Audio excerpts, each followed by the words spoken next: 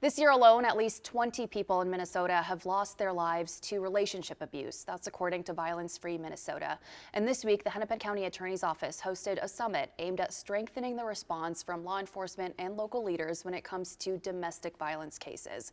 So in light of that and Domestic Violence Awareness Month coming to a close, we wanted to touch base with the Domestic Abuse Project based right here in Minneapolis. And joining me now is the Executive Director, Amethany Keefe. Thank you so much for being here with us this morning. No problem. Thank you for having me. I know that you all just hosted your biggest fundraiser of the year, and there's a lot to celebrate there, so we're going to touch on that in just a moment. Sure. But first, for those who are unfamiliar with the Domestic Abuse Project, what is it that you all do? Yeah, so we provide advocacy, case management, and mental health services to victim survivors of domestic violence, to child witnesses and victims, and to individuals that use violence. I think that's so interesting. I know that you do a lot of domestic abuse therapy, the way that you've described it before, and the fact that you are also focused on those who are perpetrating the violence sometimes too is a bit of a different approach. So tell me why that's important. Yeah, so I think that's one of the things that makes us unique as an organization. We provide services to everybody in the family, everyone in that situation. And for us, it's really valuable because when you're providing services to folks that use violence, and as a therapist, you're trying to really focus on that individual person, having everything under one roof really helps us keep victim survivor voices centered in the work that we do, no matter who we're working with. And I think with the onset of our services, you know, we were founded because they were looking for services for victims to really engage in healing.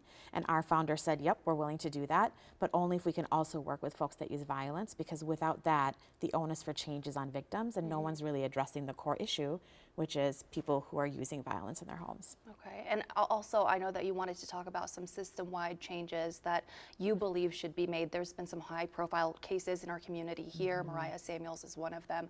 Allison Lucier last year as well. So when you hear those names, what comes to mind? And tell us some of the work that you're and some of the changes you're advocating for too. Yeah, I think, you know, when we talk about domestic violence, we often think about it as an individual family issue. We don't necessarily recognize victims or their families as whole people or the ecosystem around them that's really necessary for them to be able to survive. When we think about nonviolence, we think about it as the absence of violence instead of also having care, support, having good access to resources, having economic stability. And all of that comes from collaboration within nonprofit systems, from nonprofit systems to judicial systems, and being able to communicate well, work well together, to be able to holistically serve that family and that individual victim. So at DAP, over the last few years, we've been collaborating with the Minneapolis Police Department, the Hennepin County Attorney's Office, the City Attorney's Office, Probation, Victim Witness, and 2 other advocacy organizations, Tubman and Cornerstone, to really look at gaps in the system with how we're responding to victim survivors and thinking about how we can, what solutions are out there, what are different ways that we can pivot in each of those different areas so that we can better serve survivors. And so that is a work in progress. It's something that we've been doing together for the last few years. And obviously there are still gaps in our system, and what we're doing is important. And what happened with Mariah is an unfortunate consequence of gaps continuing to exist. So collaboration is key. Collaboration I know is key. we mentioned earlier you just had your fundraising gala. That's a time for celebration for you all, but also a way for people to support you. So tell us a bit about how that went. I think we have some photos that we can show as well. And there's a silent auction that's still going on as we speak right now that people can participate in and support your organization. Yeah, so we had a wonderful event. We had Vinnie Franco and the Love Channel, which everyone check them out. They're amazing. We had Circus Juventus. We had the Women's Drum Center. We had Heart of the Beast all perform. We were able to talk about the impact of our organization and also some of the challenges that nonprofits are facing right now. We were able to raise a lot of money. We still have a lot of resources that we need to bring in order to continue to provide the services that we do in the community.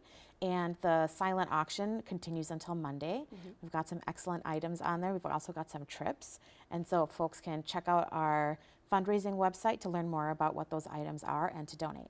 And you all have been doing this work for a very long time. Yes. It's your 46th year? 46th year. Wow, yes. Congratulations. Thank you so much. Yes, thank you for being here. And if you'd like to support this organization, we do have that information on your screen right now. And as we said, that silent auction goes until tomorrow. So that is another way for you to get involved.